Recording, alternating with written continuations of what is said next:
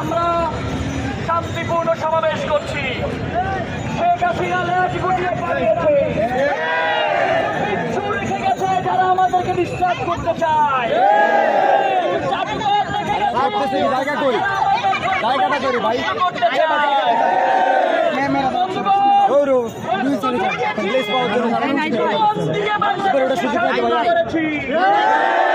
শেখ হাসিনার মতো স্বৈরাচারকে ভয় পাইনি।